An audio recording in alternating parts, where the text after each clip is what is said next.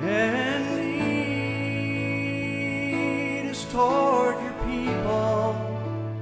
Use our feet.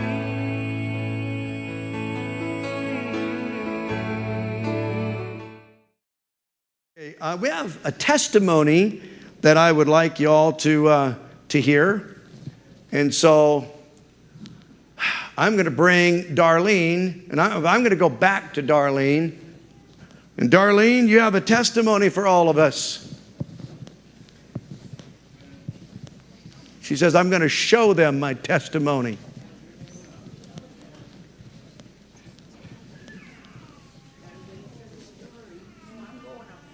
You're going up front.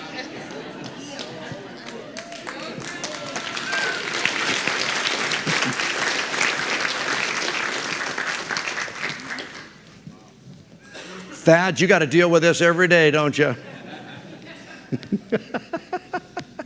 This is Darlene. For those that know Darlene, that don't know her, Darlene was bald at one time. She had 4th-stage cancer. They said that she wasn't going to live. She had faith, and boom. She not only lived through it, she's victorious through it. So they...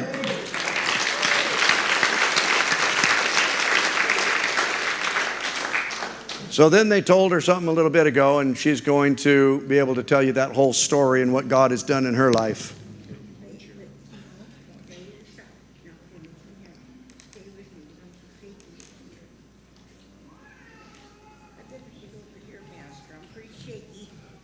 You've always been shaky.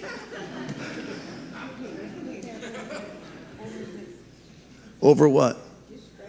Okay. Here's the mic. Hi. I don't know, maybe about half of you know me. I'm the lady that gets miracles over cancer. And I've just had another one. In January, I was diagnosed with T-cell peripheral Hodgkin's lymphoma. And the doctor said, you know, Darlene, this is not curable.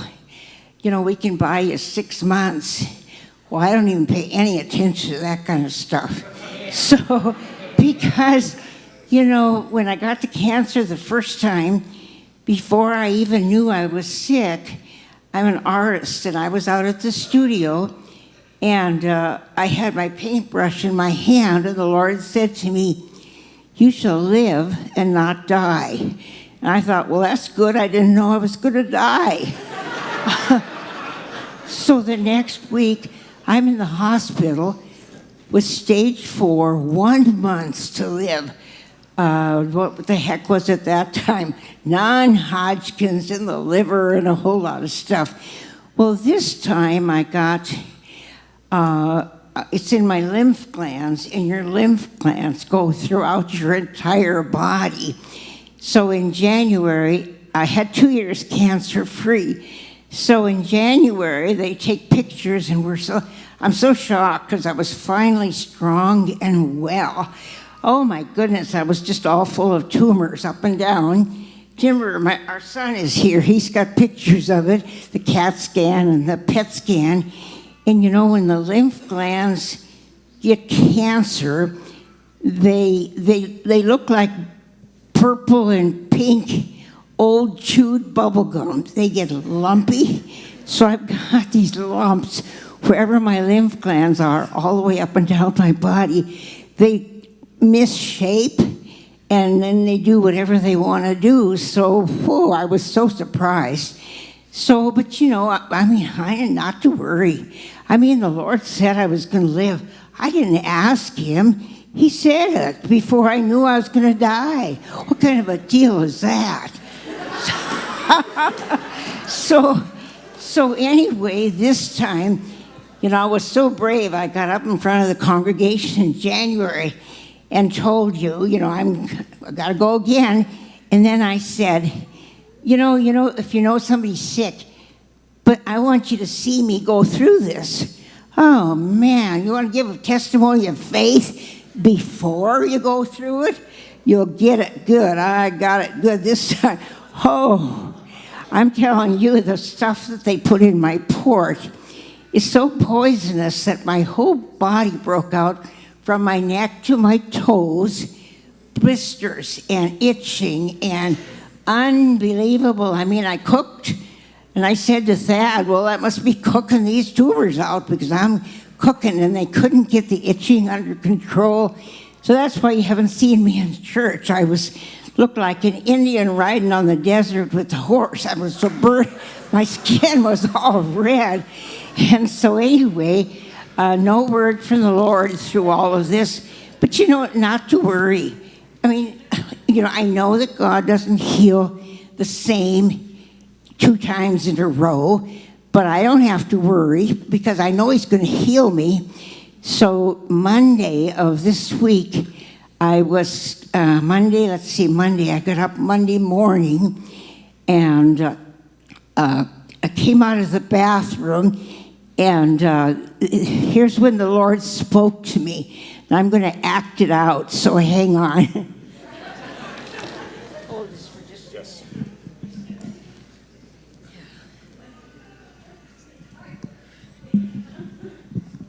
So I was going to crawl back I'd sleep on the sofa because you're too sick to sleep. Poor Thad, I got to sleep on the sofa, when you're so sick. And I got to have rest. If he's turning over, I got to rest. I'm sick. So anyway, so I was going to crawl back in my old blanket here, and I looked at this blanket. It's really bad. You ought to see it. It's raggy, and when you're sick, we want to comfort our physical body. Well, this is my old Charlie Brown blanket, and when I'm sick, I comfort myself with this old raggy blanket. So I was going to crawl back in the bed, and the Lord said to me, throw off those grave clothes. And I stopped, and He said, throw them away. And I knew I was healed. We can drag our old grave clothes around, but He said, and then with my Charlie Brown blanket, I got to throw it away. But anyway, I just wanted you to know how He told me this time. And Monday I hadn't had any tests, hold it now. Okay, so Tuesday, so Tuesday I went to get the CAT scan, and they put you in a tube and run you in and out of this tube to take pictures of everything, and you don't know what the pictures look like. When you start taking this treatment in your port, and then 3 months later you find out, did it work or didn't it? So anyway, Tuesday then I had the CAT scan, and then I went home, and Wednesday I had the appointment with Dr. Movey, the cancer doctor in Post Falls, and not to worry. I mean, I just can't even give it a thought. I just don't sweat it. And so no fear. That's what I got, no fear. Amen. So anyway, and then the doctor was a long time in the other room looking at the report. And finally he came in, and he was just smiling, and he said, the tumors are gone. Oh.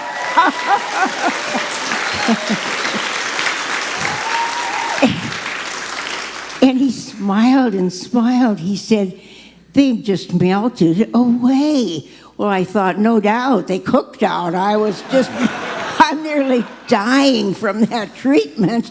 And so, it was so beloved because he really didn't. I mean, I had lots of tumors, and they were way deep in my stomach. And he wasn't sure, I can't have radiation because they're all over. So it don't go like you think it could. They can't be operated on because it's too widespread. So the Lord is so good. He knows how to fix us. So I just wanted you to know, Jesus is so real to me. He's alive. He's alive. And That's right. Praise the Lord. Last year at Easter, there was a young man at our church that carried the cross down the street. Well, he looked just like Jesus. Yeah, and you know, that's the face that I see when I'm, and then there's a scripture that says in Philippians that I may know him and the fellowship of his suffering. Yeah. I think I got some of that. Yep. I think I did. Thank you. Oh, my family is here today. My son, the grandsons, the great-grandsons, Dad's friends, Kim and Don West. I mean, the whole crew is here today. I got an amen section today. So thank you. Thank you.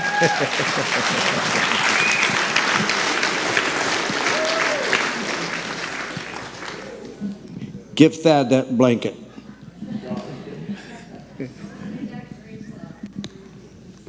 Jesse Groene, you're up, my friend.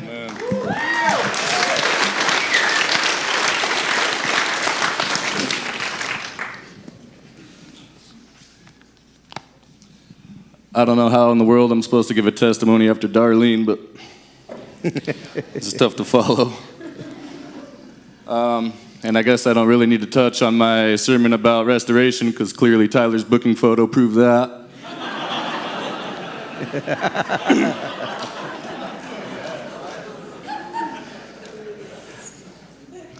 So I guess I'll introduce my family here.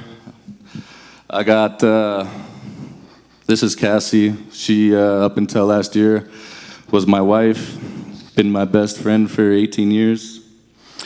By the grace of God, she's up on this stage right now.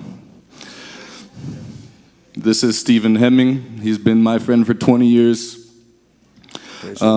We grew up together, spent all of our lives together in juvenile prisons, different institutions, everywhere but where we needed to be. And honestly, man, I'm glad where we're at now, but I'm so glad that I had someone like you to go through that with me, bro. I love you, always will. This is Piper. She is one of my dearest girlfriends that I have. Friends, that's a girl, just to clarify. I love you, poops. This is Ricky. She's been a good friend for a very long time. This is Gretchen. She's the mother of my wife, my mother-in-law. This is Mama G. I don't know what I'm allowed to say anymore, you know. This is my mother-in-law, Mama G. This is Landon. He's he's my brother, you know. He's been my brother since I was 13 years old. We've done a lot of no goods together, but have had a lot of awesome memories I'll never forget, bro. I love you. You look good, by the way. I know I'm taking forever. This is my friend Bobby Joe. This is Mark. That's Pooper's husband. This is my boy Joe Lynch back there. Mikey Robinson. I'm not sure. She might be with a different family. Anywho. But that's my family there. Did I forget anybody? No? Okay. So I'm just going to tell you a little bit about myself and what God has done in my life. Like I said, I grew up the first time I went to jail, I was 11 years old. I was in there for 60 days for assault on a police officer because they tackled my brother, and I felt that I should protect him or be there for him, and ended up hitting a police officer with one of those little vacuums you push and the balls pop in it. So that was the starting of my just basically meaningless, purposeless life as a juvenile. I spent all my time and committed to the state from when I was 11 to 18. 18, same thing. I turned 18 and I got picked up. So glad that I got picked up. I got booked into Kootenai County weighing 125 pounds. And I weigh 185 now, so if you can imagine me 60 pounds less, it was probably somewhat similar to Tyler's photo there. Just horrible. When I was in jail, I got called down to booking one day, and I thought I had spent 10 months already. I thought that it was my PSI. I was finally going to get sentenced and hopefully go to prison. I had been sitting county for 10 months, so if anybody's been to this county, you know that 10 months isn't very glorious in there. So I was excited, so I grabbed my paperwork and ran down there, and when I got to the room, it was FBI agents, it was chaplains, it was a whole bunch of people I didn't expect, and I didn't know what was going on.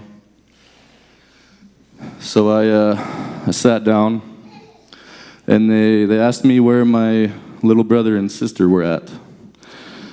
And so I was obviously very confused. I had been in jail, like I said, and I didn't know what they were talking about. So obviously I was caught off guard, and I'm like, what do you mean? What do you mean, where are my brother and sister at, So they proceeded to basically interrogate me about the whereabouts of my youngest brother and my little sister. And I obviously had no clue what was going on, So I was like, well, let me call my mom. Like, I don't understand what you're getting at, And they're like, man, you can't call your mom, And so they proceeded to tell me that my mom and my stepdad and my oldest little brother had been found murdered in our house, and that my other little brother and my sister were missing. So obviously, and at the time, I thought that I didn't know what to think, I was just like, man, let me call home. You guys are crazy. You don't know what you're talking about. You got the wrong guy, I think. Like, let me go back to my cell. I just want to go back to my cell. So, I started being more persistent. I was like, hey, let me call my mom right now, and they, so after filling out a commissary form and buying a phone card, they let me call home, in which I didn't get an answer. So, obviously I was very torn. I didn't know what was going on. They took me out of general population, put me in a holding cell, where I remained for 60 days after that, by myself. And during that time, I prayed a lot. I didn't know Jesus, I didn't know God, but I was just asking him to return my brother and sister. And one day I got woken up, and they're like, Groene, go to, come out here to booking. We're gonna put you in a room and put a TV on. I'm like, what? So I go out there, and it's all over the news that my little sister was found. Which, praise the Lord, praise God. Yep. But automatically I knew that my first question was, where's my little brother, And it was later determined that the guy that she was found with had shot my little brother in half, basically, with a 12-gauge shotgun, and then cooked him on a fire in front of my sister.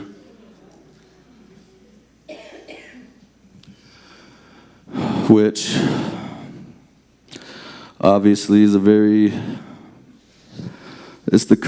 don't think I could ever even make up a story like that if it wasn't real. I don't know if stories like that actually existed. I thought that it was a dream. I didn't know things like that actually happened. I thought maybe in the movies they happened, but I never thought that in real life that could actually happen to you. And I tell you this story because by the grace of God, I have been able to, from the bottom of my heart, forgive Joseph Duncan for what he's done. And it's allowed me to move on, and it's allowed me to grow, and it's allowed me to live and appreciate the things that I still have versus the things that I don't have anymore. And God works in mysterious ways. When my mom and stepdad and little brother were first found murdered, I had hope. I couldn't focus on that because I still had a little brother and sister out there.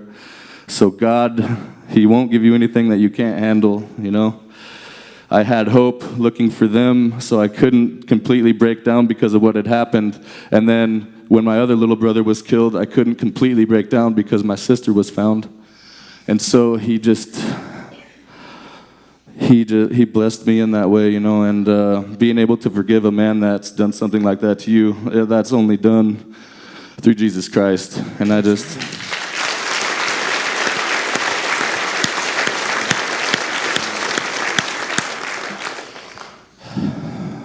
Life is crazy, is my point, and just, I know that all of you have a story, and that all of you get down, and all of you go through tribulations and trials and things that discourage you.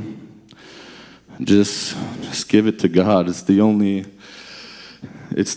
way. You can't do it on your own like I thought. And then that brings me to my next point with my wife.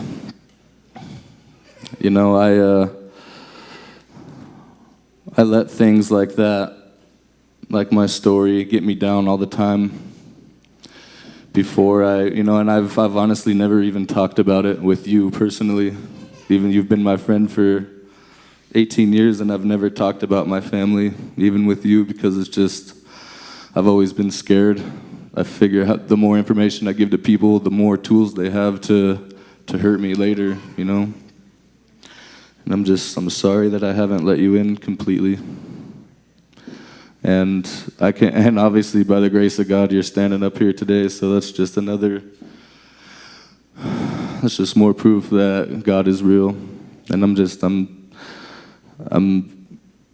was so ashamed at everything that I had done, left you alone, left you to raise our kids alone. And honestly, when we were sitting in our garage together, just me and you one night at our poker table, and you told me that you were falling out of love with me, that honestly, it hurt more than finding out what happened to my family, to be honest. Just because it says that we're supposed to leave our parents and cleave to a wife or cleave to a husband, and to me you are me, and I hope that I'm in you, as spiritually as one. And when you said that to me, it honestly, I didn't know what to do anymore. Instead of doing the right thing and trying to fix everything, I just fell apart. And I did what I only knew how to do at that time, and that was leave and be by myself. It's the only way I knew how to cope, was to be alone. So I just want to say I'm sorry, and I love you. Gretchen, I know that when I married your daughter, I promised you that I would take care of her, and I didn't. I failed. I hope you can forgive me for that. I hope that Keith and Dylan can forgive me for that. And I will tell them by myself one day when I see them next that I am sorry as well. And I just love you. Every one of you that is standing right here has in one way, shape, or form helped me through a situation. And if you look at the power, that's just, Luke, George, that beard is so sick, dude. Just come here, dude. I love you, brother. I didn't see you at first, but I love you, Luke. Just every one of you, man, has in one situation or another been there for me, and I couldn't thank you enough. Piper, when this happened to me and Cass, I honestly couldn't have done it without you, You were who I called when I was going through struggles, when I couldn't call home because that's who I was struggling with. I didn't know how to cope, and I didn't know who to talk to, but you were always there. So thank you. Landon, you're my brother, dude. And I just want to point out, between Landon and Mark and Lynch and Robinson and Steve and Luke and everybody, Sean Hannock, where you at? Sean Hannock's out there. Everybody out here, look at the power that's in this room as far as men. You know that Rover send whoever over, dude? Like, if we all hold hands, there's nobody breaking that chain, dude. Yeah. true. Do I have time to read a little thing I put together? Real quick.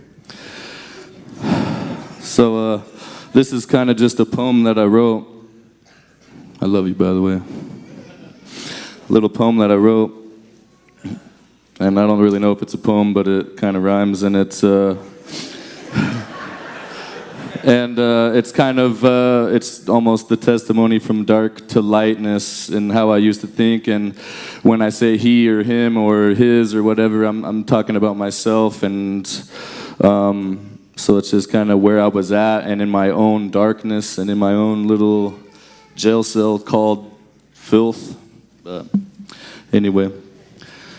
There is an emptiness inside of his soul. He waketh up to faceth his day. Tries to maketh up ways in his brain that he can make his escape. His brain races in his own cages, he lays dormant. He turns the pages in his book of life, but each page is laced with torment. He lays in his basement corner, he's riddled with his misfortunes. Each minute his bones diminish as if intermixed with brittle porcelain.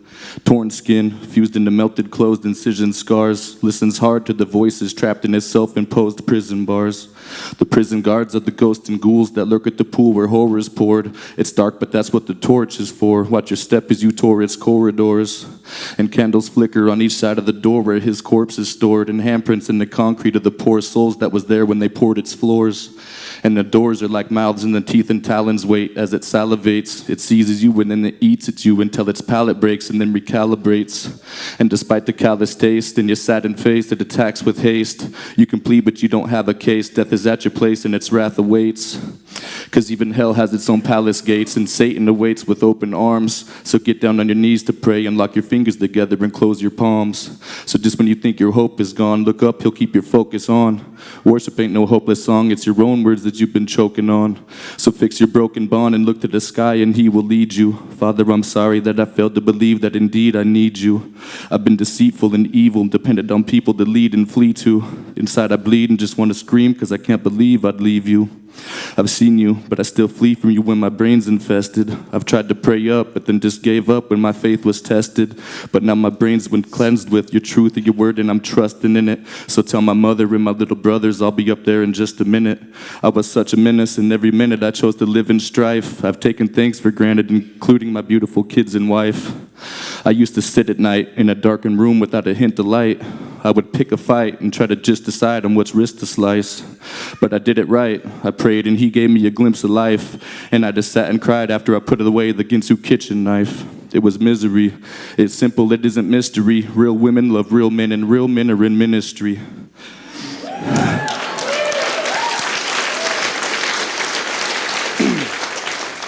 So if you want Jesus, run after him and grasp for him. Just ask for him. You don't have to be half as handsome as Pastor Tim.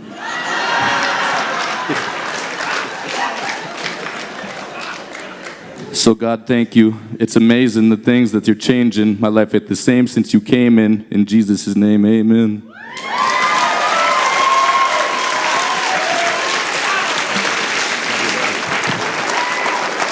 Cool.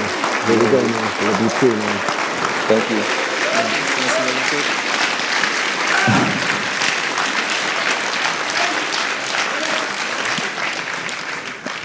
I wanted to save this to the end, but I wanted to thank you, Pastor Tim, because I love you. I love you, and after that happened to my family, you were there, and we've known each other for a very long time. And you know, God does what he does, and I'm here because of God, but without you, I don't know if this particular opportunity would have been here. You know, I'm sure God would have gave me a different path, but I'm just blessed, and this Coeur d'Alene is blessed of your presence here. The world's blessed with your presence. So I just thank you so much to you and your wife for what you do, and I mean that, and I love you, and I respect you, and you know, thank you. Thank you. Thank you, sir. Good brother, Pastor.